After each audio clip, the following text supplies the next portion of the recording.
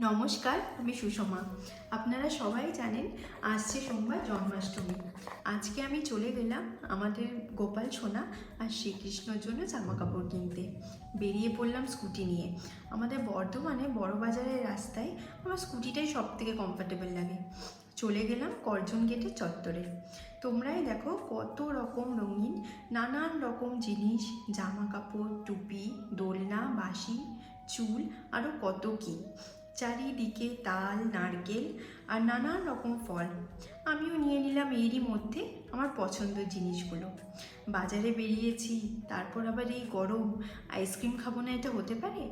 তাই চলে গেলাম আমার সবথেকে প্রিয় অরুণ আইসক্রিমের দোকানে।